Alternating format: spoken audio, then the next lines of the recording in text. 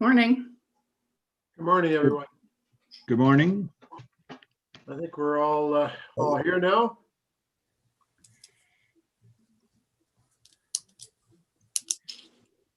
Are we all set, Martina? Yes, it looks like everyone is here. Okay. Welcome, everyone. Before I begin, I'd like to remind you that this meeting is being recorded and live streamed on the Township's YouTube channel. We're holding the meeting as though we're in the council chambers, and we follow all the regular policies and procedures. Please raise your hand if you'd like to speak on a matter, and I'll call on you. When I call on the vote, I will call all those in favor, followed by all those opposed. And you'll physically raise your hand to vote in a manner you wish to vote. I'd like now to call a roll. Please raise your hand and state the presence when I call your name. Member Wendy Dunford. Present. Hi, Wendy. Ken Jackman. Present. Ken. Jim Patterson. Good morning. Morning, Jim. And member Ed Reed. Present. Hello, Ed. With us, we have our temporary CIO, Martina Chait Hartwig, and also Nicole Zinner is helping us in the background to push all the buttons to make sure that we continue on the Zoom call. And it also looks like we have Mike Forth with us from Sweeting. Okay. And thank you very much. I'd like to call the meeting to order. Any disclosure of pecuniary interest by any of the members? Seeing none, we'll like to proceed.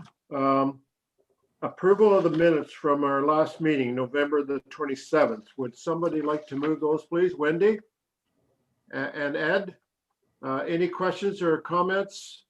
All in favor? All in favor? All those opposed? Carried. And okay, Martina, I think the next item, we have one item on our agenda. Can you take us through that? And I see Scott Wooten has joined our meeting. Welcome, Scott. Good morning. Hi, everybody. Good morning. Morning. Good morning. Go ahead, Martina. Great, thank you, Mr. Chair. So this is a minor variance application AO720 for David and Jacinta Hubbs. The agent is Mike Forth of Kawartha Lakes Construction. The property is described as island number 16, 481 Stony Lake in the Dummer ward, and the roll number is 020-004-32400. The property owners would like to acknowledge the legal non-conforming single dwelling unit and to allow for a small infill addition to the dwelling.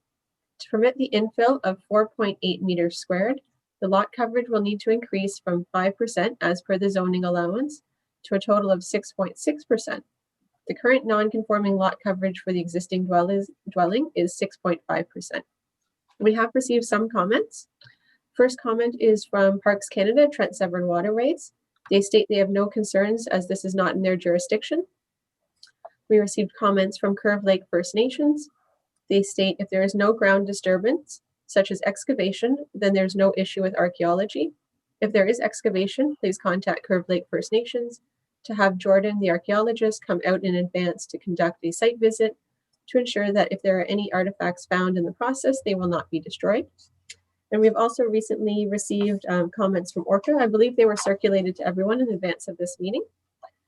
They state they've received the application, and here we go.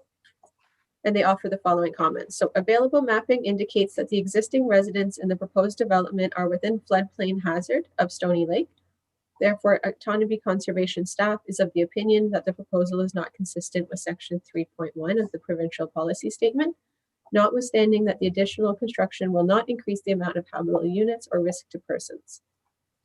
Available provincial mapping indicates that the proposed development is within 120 meters of Stony Lake and fish habitat. The property is in a developed shoreline area and outside of the noted settlement area.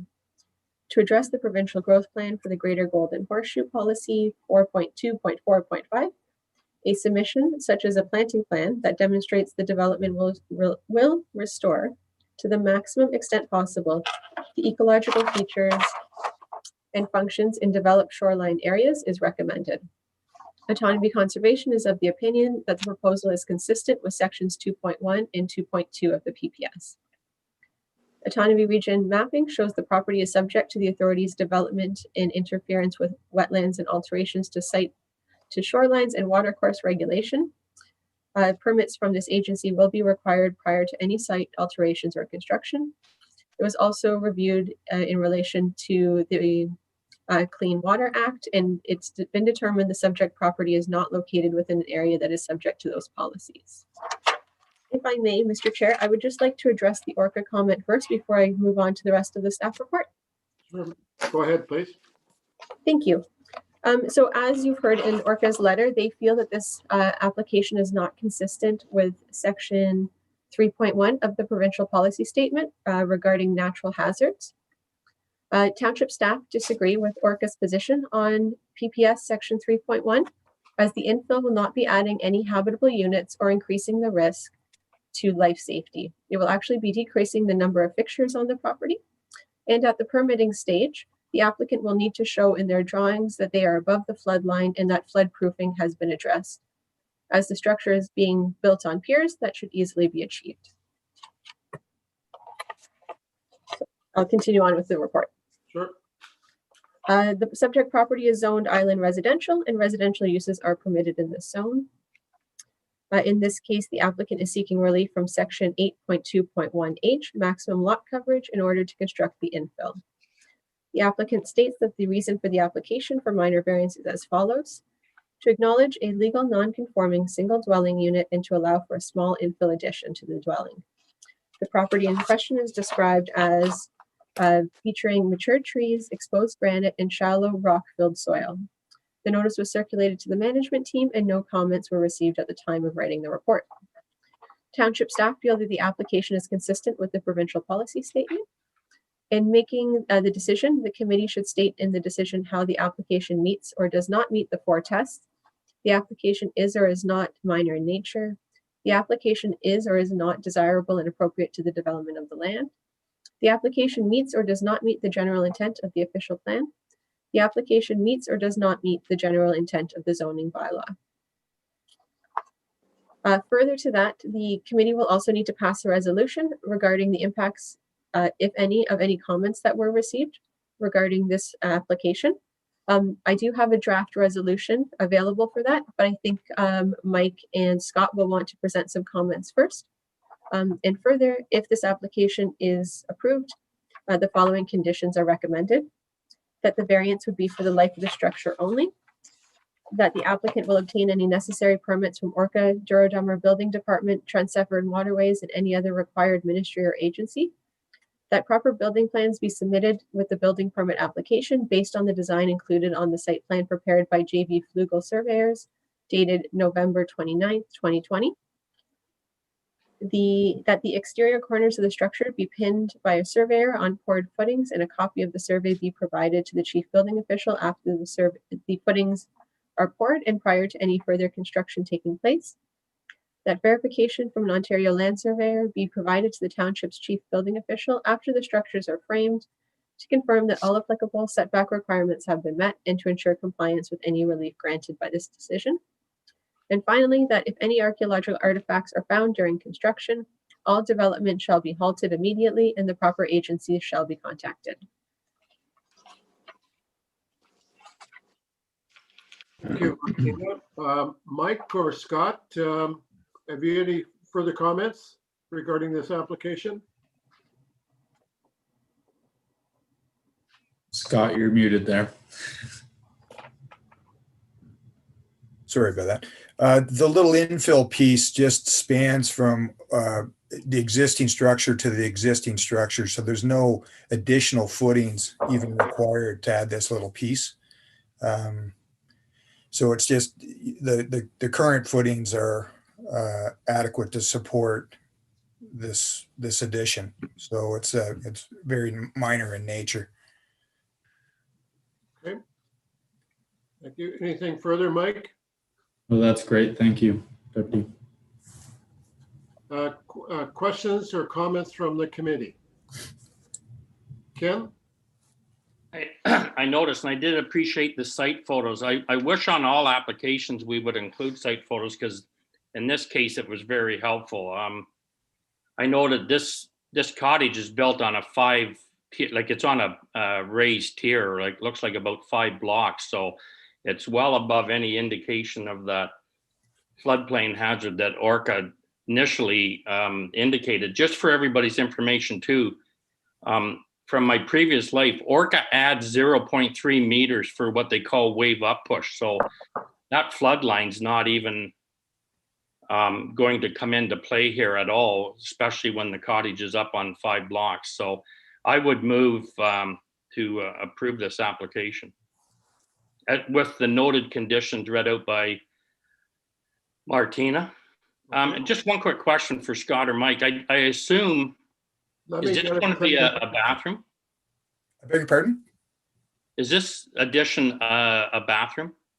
It is allowing an existing bathroom to expand, and there's a sink in the current bedroom, and that sink is being eliminated. So there's actually one less fixture than there currently is when it's done. So Thank you. So Ken, can you continue? I assume you moved it with the reference. Are you going to make reference to the 4? Yeah, it meets the 4 tests. It definitely is minor in nature. It's just infilling on the existing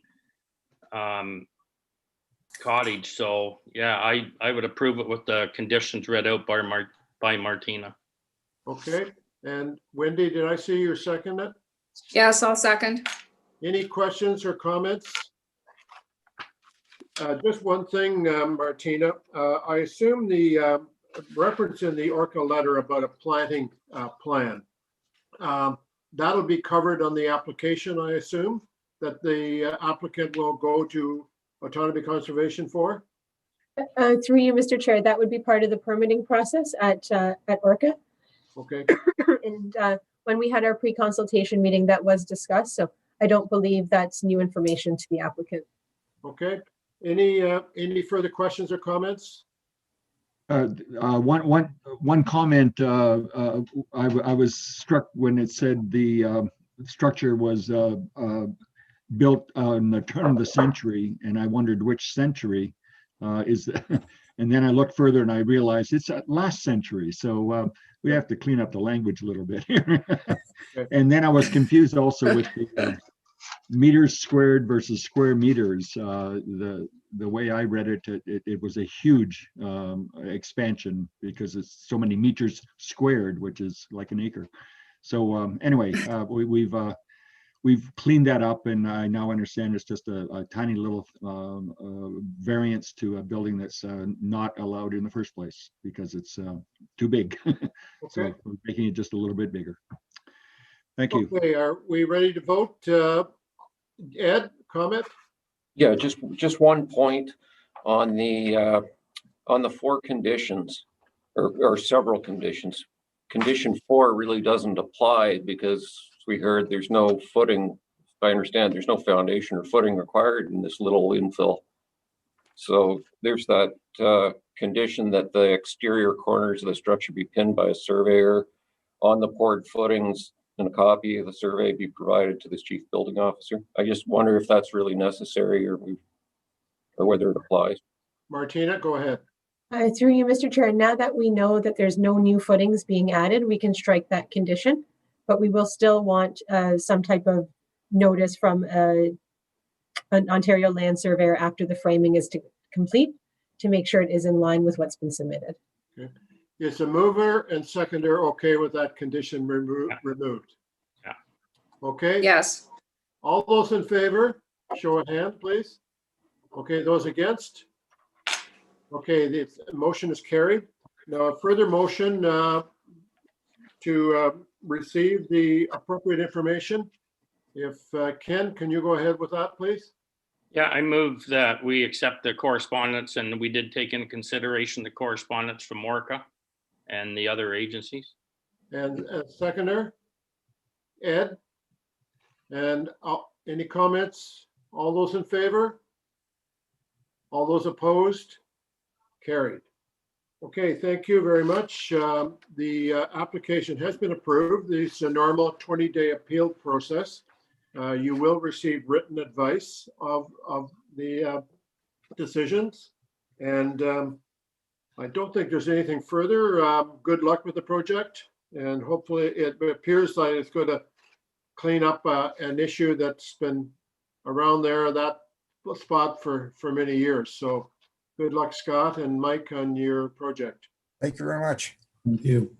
Thank you. So next item on the agenda is our meeting, February the 25th. Martina, does it look like we have items on there, or is it best guess that we may not require a meeting? Through you, Mr. Chair, it's actually February 26th. Yeah. I'm sorry if there's an edit on the agenda there. Okay, But yes, we will be having a meeting on the 26th, both of the Committee of Adjustment and the Planning Committee. okay, good. Anything else from the committee? Okay, well, thanks very much. Stay safe. Hopefully some of these months we can get back to live meetings, but I think it's going to be a month or so before the vaccinations start rolling out. Yep. Wendy, did you have a comment? Nope, just gonna motion to adjourn. Okay, thank you. Moved by Wendy, seconded by Jim.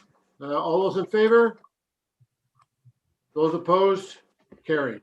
Thanks very much for attending and have a great day. Stay Be safe. warm. Have a good Stay one. safe, everyone. Thanks, Scott. Thanks, Mike. Take All care. right.